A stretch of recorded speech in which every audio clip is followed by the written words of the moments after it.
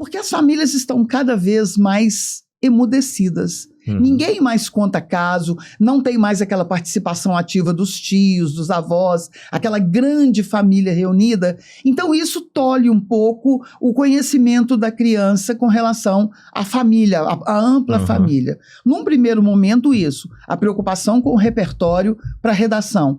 Mas a longo prazo o ser humano se faz de histórias, né? Nós somos uma construção das várias histórias que vivemos e que aprendemos também.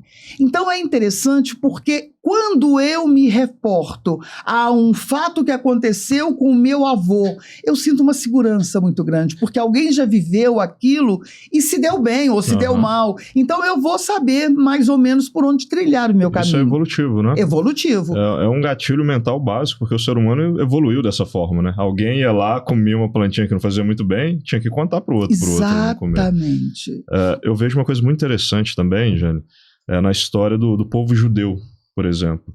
Como que esse povo passou por tantas adversidades ao longo da história e mesmo assim eles permanecem firmes, a cultura permanece intacta, o seio familiar, inclusive, muito bem preservado ali, né? Você usou a palavra certa, o seio familiar bem preservado. Isso tudo vem dessa tradição oral, né? De compartilhar oralmente a história de vida do próprio povo, da família, etc. Você me fez lembrar, você falou de judeu, me fez lembrar de um pai, 3 filhos. Os 3 filhos homens passaram pelo cursinho. E todas as mães, o pai num fusquinha velho, ele era dono de uma lojinha no centro que vendia relógios, coisas para celular. Não tinha uma condição assim, a princípio, ou visualmente, tão bem definida. Mas todas as manhãs que ele deixava cada um dos filhos no colégio, ele falava, você ser engenheiro, você ser não sei lá o quê. E é interessante que como ele já projetava aquilo na vida dos filhos, isso aconteceu de verdade. Então, essa crença de futuro, pautado nas ideias do passado, confirma essa necessidade de a gente permanecer nesse caminho. Por isso eu acredito tanto nas histórias, na oralidade das histórias. Isso é muito interessante, né? Porque no fim das contas, esse bom exemplo, além de tudo, eu acho que motiva a gente. Sim. Quando você vê alguém que chegou lá e conseguiu, te dá aquela sensação, eu posso Nossa, também, né? Deus do céu. Eu vejo muito isso com os meninos lá, quando a gente leva os alunos aprovados no curso presencial, ou quando a gente faz alguma transmissão dos alunos aprovados para o curso online, como que os meninos ficam, o olhar deles assim, vidrados, né? Falam, nossa, eles conseguiram, eu também posso. E os meninos vão compartilhando as dificuldades que eles tiveram na jornada até a aprovação para o colégio militar. E isso... Você vê claramente que os alunos vão se identificando, olha, eu também estou com essa dificuldade. Ele superou, eu posso superar também. E eles vão se enchendo e ficando cada vez mais potentes ali, né, Jane? Você me fez lembrar também de uma coisa que eu tenho feito muito ultimamente. Não estou mais em sala, né, com o português, mas eu visito todas as salas semanalmente e eu conto uma historinha. Eu sempre conto a historinha de um aluno. Óbvio, eu conto histórias de sucesso, mas eu conto histórias também que não foram sucesso. Mas é interessante como desde os pequenininhos até os adultos, os alunos de 9º ano, como que eles param, né, Vitor, para ouvir essa história. Eu vejo muito nos meninos essa necessidade. O ser humano, eu acho, tem muito isso. Você se identifica e você inspira. Então, assim, quando você vê que a dificuldade não é só sua, você sai daquele momento de solidão que às vezes o seu mundo tá ali ruindo, você fala, meu Deus... Só acontece comigo. Só acontece comigo. E não é, né? Quando você vê que outras pessoas passaram por aquilo e que às vezes é até um processo normal, só que a gente ali no turbilhão não tem essa visão do futuro, né? Isso dá um gás, isso dá uma força. Você vê que você não tá só, olha, tem mais gente que passa por isso e consegue sair do outro lado. Então, assim, claramente os meninos, eles se enchem ali de energia, a gente recebe mensagem dos pais agradecendo porque foi muito inspirador. O aluno já chega em casa depois da aula com um comportamento diferente. Então, assim, é uma estratégia sempre muito utilizada, muito explorada, porque surte efeito.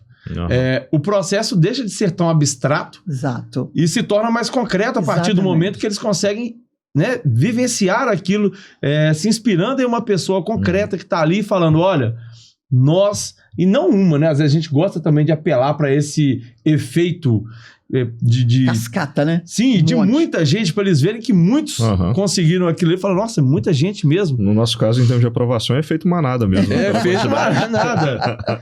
E até o fortalecimento no sentido de fazer parte de um grupo forte. Essa vaidade e o sentimento de estar ali representando uma instituição forte, pessoas que conseguiram e até uma responsabilidade nas costas também.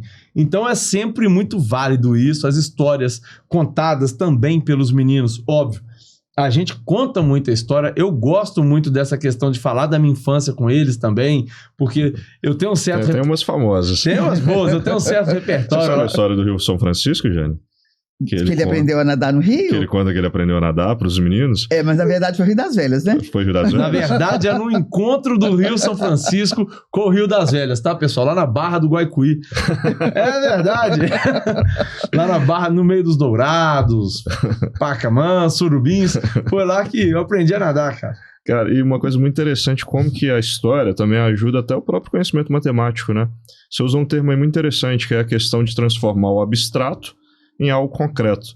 Quando nos problemas matemáticos, e a gente sabe que o Colégio Militar adora isso, quando ele contextualiza com o dia a dia, ele conta uma historinha, seja uma história de um atleta olímpico que ganhou tantas medalhas, do fulano que ia cercar o sítio dele assim assado, o conhecimento fica mais concreto também, né, Vitor? Então a matemática deixa de ser abstrata e passa a ser algo mais tangível para os meninos. É aplicada. Com certeza, é uma matemática extremamente aplicada e aplicada a situações cotidianas. Então, assim, eu gosto muito de trazer cotidiano para a sala de aula.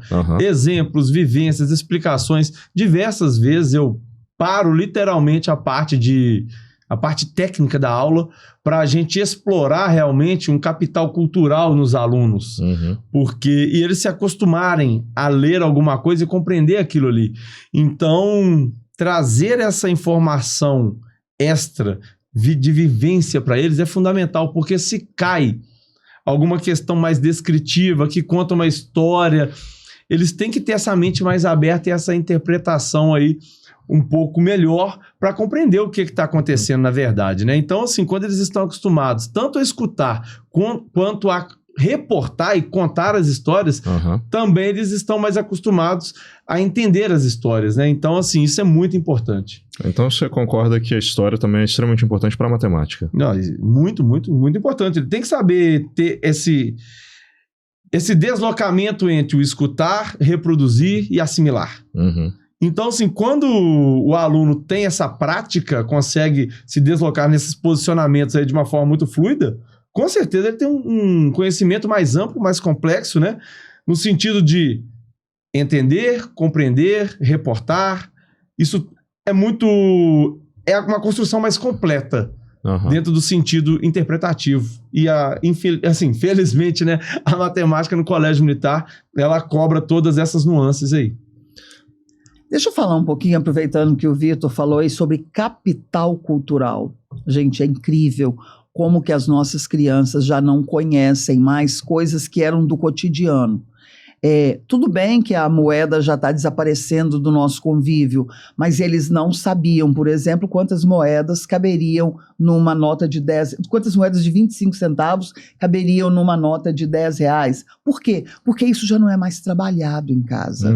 Os pais não têm mais tempo de conversarem com os filhos. E isso é uma linha muito tênue. Por quê? Quando você tem um crescimento de conhecimento, de história, de tudo mais, tem a questão do fortalecimento pessoal e do fortalecimento psicológico, porque você cria raízes. Então, quando os pais deixam de falar para os filhos de assuntos do cotidiano, essas crianças chegam aleijadas na idade adulta.